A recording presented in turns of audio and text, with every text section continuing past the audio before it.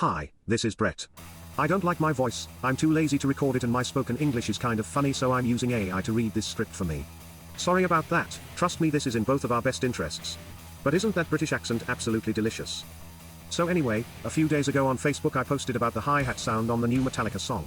Then a couple of days later, on April 1st, I posted that I was commissioned by Metallica to remaster and edit their new song 72 Seasons. Of course that was an April Fool's, and I'm amazed and very amused, as well as flattered, by the fact that some of my friends fell for it.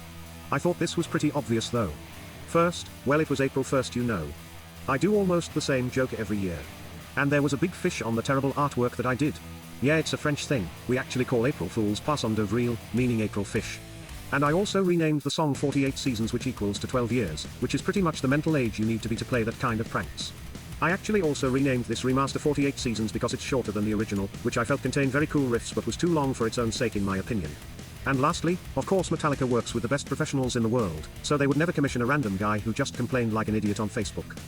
Nevertheless, I had fun doing it, and being the arrogant French prick that I am, I genuinely like my version better than the original. Granted, I'm working from an already mastered version, which is less than ideal of course. I'm not claiming it's better, I just like it more, you might like it less and it's perfectly fine. You'd be wrong but it's fine, haha. But so I thought it might be cool to explain a little bit more what I did and why, and maybe educate a little bit some of you about mastering a track and actively listening to sounds. A quick disclaimer first though, I know it's easy to piss on Metallica these days, a lot of people hate them and this is not my case. Metallica genuinely changed my life, and they are to me one of the very best metal bands of all time, period. But it's unrealistic to expect a band to release their finest album after 4 decades in the music industry. No band has ever done so to my knowledge. They have changed, we have changed. The Metallica from the 80s and early 90s is a thing of the past, a glorious thing, and it's cool that way. I do have a lot of respect and admiration for their freedom, for making bold decisions and the balls they always have to pursue their own path without being concerned about others' opinions, as artists with a capital A should. To me, this band is bigger than the sum of its elements. I often joke saying Metallica is the best live band in the world despite half of its lineup, but I love them as they are. Also, I do think the tracks from the new album sound really great, and I'm excited to listen to the full album and can see them live in Paris in May. But when listening to the new song, I started focusing on the hi-hat so much that it was all I could hear. So I decided to try experimenting with it a bit and take it as an exercise in case I'm ever facing a similar situation when mastering a client's album. So those 2 tracks are my remaster in red at the top and the original master in blue. I have normalized their volumes so that when played, they appear at the same loudness. Not their peaks, but their integrated loudness, which is how the human ears actually perceive sound pressure. You see, this is a thing I hate a lot on YouTube audio videos. Engineers or plugin manufacturers often conduct A/B testing, where their work is compared to something else, and their output will sound, slightly or significantly, louder than the reference material. And for our human brain, louder is better. This is a very well-known trick.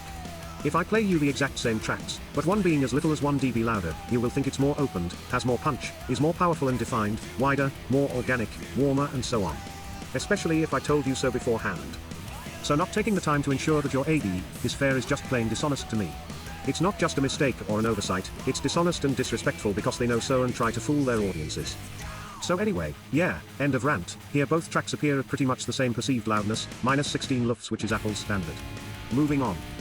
Let me play you those very cool riffs and switch between them for a little bit of context.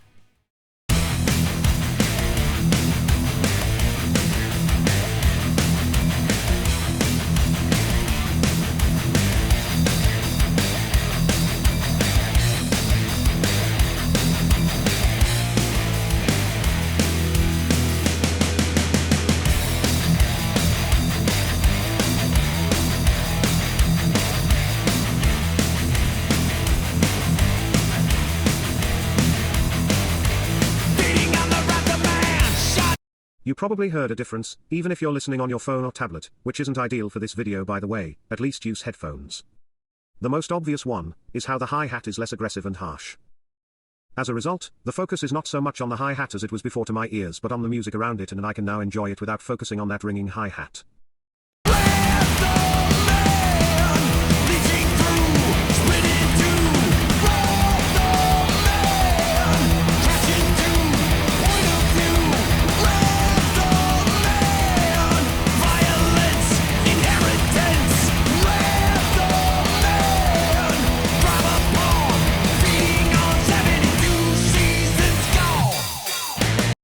When switching back and forth, it feels to me like the music as a whole feels ever so slightly smaller on the original. More aggressive though, which is most probably what the band and production team successfully aim for, but listening at louder volume to this, which is how you should listen to Metallica, is less enjoyable to me, especially for a 77 minutes long album. Those frequencies are in very sensitive areas of the human hearing called high mids. If you're a musician or never wear protections at concerts, you might even sadly have lost a fair bit of those. The rest is probably going to be a bit more subtle, so depending on how trained your ears are or how good your listening environment is, you might not perceive those as clearly, so don't worry if you don't, it's fine. Did you notice the guitars being now slightly heavier and wider? Having more body as well. Listen again and focus on them now, forget the hi-hat and the rest, just listen to the riff, picture that 4x4 cabinet moving air as James plays.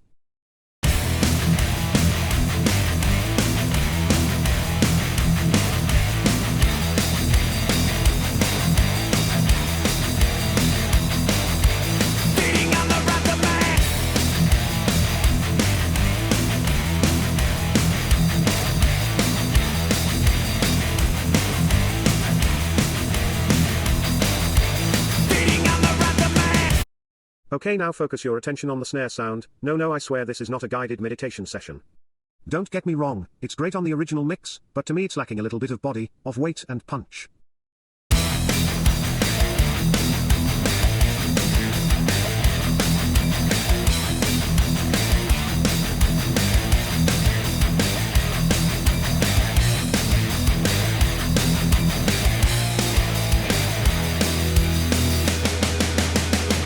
Listen to it on the remaster now, same part.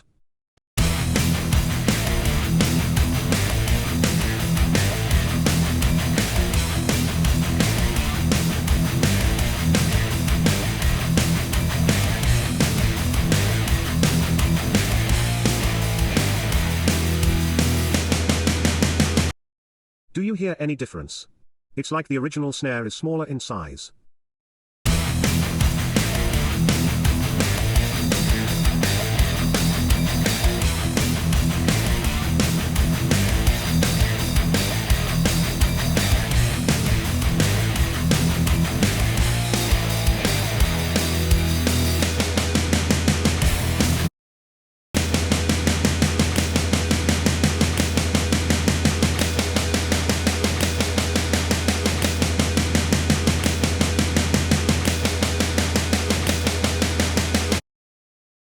Try now to focus just on the bass instrument. This one part is probably the trickiest to hear, especially if you don't have a good pair of speakers or headphones. Let me know in the comments what difference you hear between the two versions, I would be very interested to read your thoughts. Piercing through, cutting to, polarized. Point of view, crashing to, paralyzed. Piercing through, cutting to, polarized. Point of view, crashing to, paralyzed. Now I want you to place your attention to the vocals. Let's listen to the verse in both versions. Man down, barbaric, quick fire machine gun thoughts, deep seed, stigmatic, some have and some have not.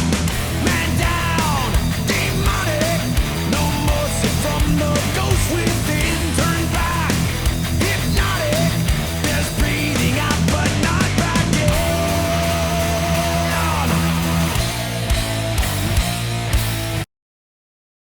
So what did you notice?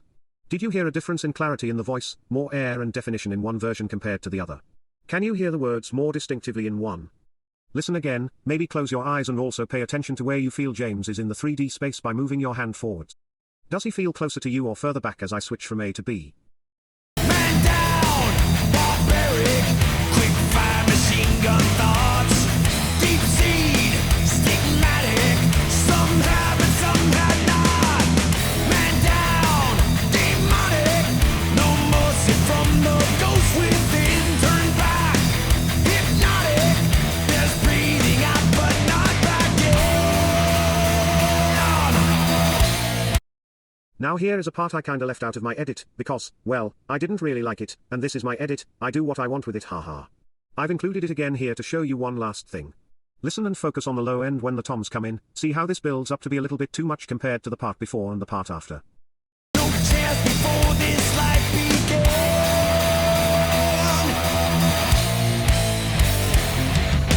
Staring into black light.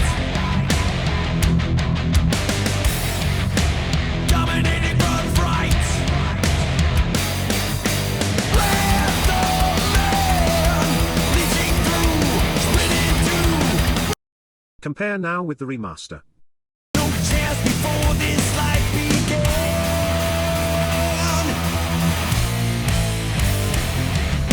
Staring into black light, dominating birthright. Where's the man? Leaching through, split in two. Do you feel them taking less space, being more tamed or controlled? Do you feel that some mud is lift off while still preserving the low-end energy when those toms don't play? Let's listen again and switch from one to the other. Staring into black light, dominating birthright. Staring into black light, dominating birthright. While the thunderous and rumbling toms sound absolutely great on their own, I felt that they were overwhelming in their surrounding context and took some impact away from the chorus. All of those changes might or might not be good or bad. There's actually no such thing in audio really. It's all subjective, we all hear things differently and like different things. Also, making a slightest change to one part of the picture at the mastering stage can have adverse effects on something else. It's all a very delicate and fragile balance and compromises have to be made. For example, while I might like the bass better on the remaster, I think I slightly prefer the kicks low end on the original, so if it was for a real client I would maybe use more caution and spend more time there. Here I made it for fun, so one could argue that I went too far, which is definitely fair and probably true. But I find it interesting to share nonetheless. This here is by no means a conventional mastering session. Most of the things I tried to achieve can't really be done from a stereo mixdown, and I would need to have access to the stems to do a good job. Again, it all started as a joke, but maybe you learned a thing or two watching this video and gained a new appreciation for sound and mastering practices. At least I hope so. If not, well, that was quite a waste of your time watching it until this point, and I appreciate it. Thank you for watching and see you in the snake pit.